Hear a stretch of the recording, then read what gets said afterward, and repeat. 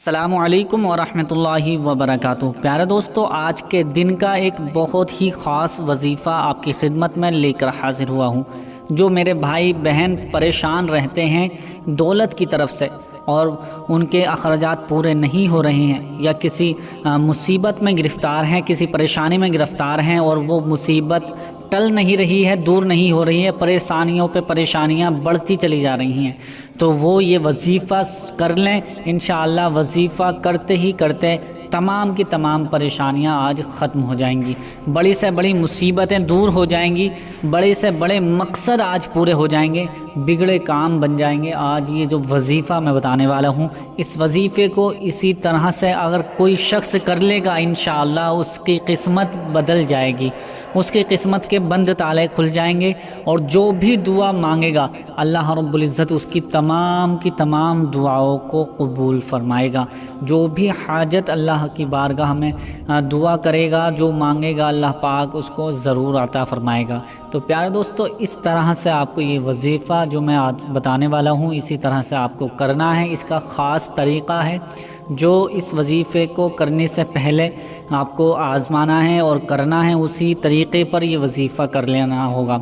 اس کا طریقہ کیا ہے اور کس طرح سے پڑھنا ہے اور اس کو کتنی دفعہ کب پڑھنا ہے، یہ ساری جانکاری آج اسی ویڈیو میں آپ کو دینے والا ہوں۔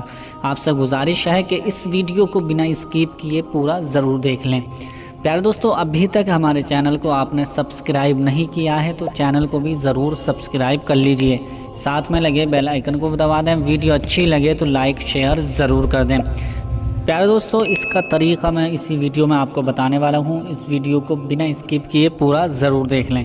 سب سے پہلے آپ کو ان دو باتوں پر عمل کرنا ہے، ان دو باتوں کو یاد رکھنا ہے اور ان پر عمل کرنا ہے اپنی زندگی میں جب بھی آپ کبھی بھی وظیفہ کریں گے۔ نمبر 1، آپ پاک و صاف ہو کر وظیفہ کیا کریں۔ کوئی سا بھی وظیفہ ہو، آپ پاک و صاف ہو کر ہی وظیفہ کریں۔ جیسے ناپاکی میں بہت سے بھائی بہن ناپاکی میں وظیفہ جو ہے وہ کر لیتے ہیں، پھر وہ بعد میں کہتے ہیں کہ ہمیں کوئی فائدہ حاصل نہیں ہوتا ہے۔ تو میرے پیارے عزیزو، جب بھی وظیفہ کیا کریں تو پاکی میں ہی وظیفہ کیا کریں اور وضو کر کے ہی وظیفہ کیا کریں، بہتر یہ ہے۔ اور کہیں مجبوری ہے، کہیں باہر ہیں اور سفر وغیرہ میں ہیں تو آپ وظیفہ کر رہے ہیں تو آپ بنا وضو کے کر سکتے ہیں، لیکن خاص دھیان رکھیں، ضروری ہے کہ آپ وضو کر کے ہی، پاک و صاف ہو کے وضو کرنے کے بعد ہی وظیفہ کیا کریں۔ اب جیسے ہی آپ نمبر 1 بات یہ ہو گئی کہ پاک و صاف ہو کر وضو کر کے وضو کرنے کے بعد ہی وظیفہ کیا کریں۔ دوسری بات یہ کہ آپ نماز کی پابندی کریں، ٹھیک ہے؟ بہت سے بھائی بہن یہ بھی بات کہتے ہیں کہ ہمارا جو وظیفہ ہے وہ کام نہیں کرتا ہے، اور جو ہم وظیفہ کرتے ہیں اس سے کوئی فائدہ نہیں ملتا ہے، اور ہم روزانہ وظیفہ پڑھتے ہیں، کرتے ہیں، سنتے ہیں، لیکن کوئی فائدہ حاصل نہیں ہو رہا ہے، تو کریں کیا؟ تو ایسے میں بتا دیتا ہوں کہ وہ لوگ نماز نہیں پڑھتے ہیں اور وظیفے پہ وظیفہ کرتے ہیں۔ تو پیارے دوستو، سب سے پہلے اسلام کے اندر نماز کا حکم ہے، اور جو شخص نماز پڑھے گا اس کے بعد جو بھی ذکر و اذکار کرتا ہے، جو بھی ذکر و اذکار کرے گا، اللہ رب العزت اس کے ہر ایک لفظ کے بدلے میں اس کا بدلہ عطا فرمائے گا، اس کو بے شمار نیکیاں عطا فرمائے گا۔ تو یہ ضروری ہے کہ 5 وقت کی نماز آپ کوشش کریں پڑھنے کی، اور کوئی ٹائم جیسے نہیں پڑھ پاتے ہیں تو اس کو قضا پڑھا کریں۔ انشاءاللہ نماز کے بعد جب بھی کوئی وظیفہ کریں گے تو 100% میں کہہ رہا ہوں، انشاءاللہ آپ کو ہر وظیفے میں کامیابی ملے گی۔ جس ارادے سے جو بھی وظیفہ آپ پڑھیں گے، ہر وظیفے میں آپ کو کامیابی ملے گی، لیکن ضروری ہے، شرط ہے کہ آپ نماز پڑھنا شروع کر دیجئے۔ اب اس کے بعد سب سے پہلے آپ 11 مرتبہ درود پاک پڑھیں گے، یعنی جب بھی آپ کے پاس وظیفہ کرنے کے لیے آپ بیٹھیں گے، جب بھی وظیفے کی نیت کر لیں گے، وظیفہ کرنے کے لیے آپ بیٹھیں گے، تو سب سے پہلے آپ 11 مرتبہ درود پاک پڑھیں گے۔ جو بھی درود پاک آپ کو یاد ہو، کوئی بھی درود پاک ہو، وہ درود پاک آپ 11 مرتبہ پڑھ لیجئے۔ 11 مرتبہ درود پاک پڑھنے کے بعد آیت الکرسی آپ کو 11 مرتبہ پڑھنی ہے۔ آیت الکرسی کون سی ہے میں پڑھ کر بتا دیتا ہوں، آپ اسکرین پر بھی دیکھ لیجئے۔ بسم اللہ الرحمن الرحیم۔ اللہ لا الہ الا هو الحی القیوم لا تأخذہ سنۃ ولا نوم لہ ما فی السماوات وما فی الارض من ذا الذی یشفع عنده الا بإذنہ یعلم ما بین ایدیہم وما خلفہم ولا یحیطون بشیء من علمہ الا بما شاء وسع کرسیہ السماوات والارض ولا یؤودہ حفظہما وہو العلی العظیم۔ یہ آیت الکرسی ہے، آپ کو 11 مرتبہ ہی یہ آیت الکرسی آپ کو پڑھنی ہوگی۔ 11 مرتبہ یہ آیت الکرسی پڑھنے کے بعد اب سورہ کوثر یعنی کلام پاک کی سب سے چھوٹی سورت آپ کو 11 مرتبہ پڑھنی ہے، وہ بھی میں پڑھ دیتا ہوں، آپ اس کو بھی سن لیجئے، سماعت کر لیجئے۔ بسم اللہ الرحمن الرحیم۔ انا اعطیناک الکوثر فصل لربک وانحر ان شانئک هو الابتر۔ یہ جو ہے سورہ کوثر ہے، سب سے چھوٹی سورت ہے، ٹھیک ہے، یہ بھی آپ کو 11 مرتبہ پڑھنی ہے۔ اب پھر اس کے بعد آپ کو سورہ اخلاص 11 مرتبہ پڑھنی ہے، سورہ اخلاص بھی میں پڑھ دیتا ہوں، وہ بھی دیکھ لیجئے، سن لیجئے۔ بسم اللہ الرحمن الرحیم۔ قل هو اللہ احد اللہ الصمد لم یلد ولم یولد ولم یکن لہ کفوا احد۔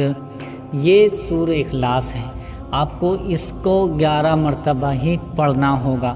11 مرتبہ یہ سورہ اخلاص پڑھنے کے بعد پھر وہی درود پاک آپ کو پڑھنی ہے جو آپ نے پہلے درود پاک 11 مرتبہ پڑھی تھی، یعنی چاروں چیزیں آپ کو 11 مرتبہ 11 ٹائمز آپ کو پڑھنی ہے۔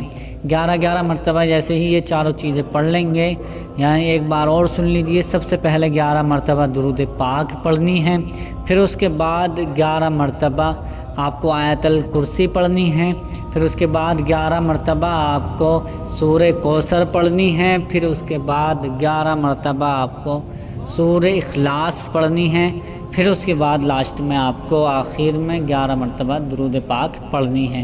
یہ آپ نے ایسے ہی کرنا ہے جیسے میں نے یہ اس کا طریقہ بتایا ہے، 11 مرتبہ ہی آپ کو پڑھنا ہوگا۔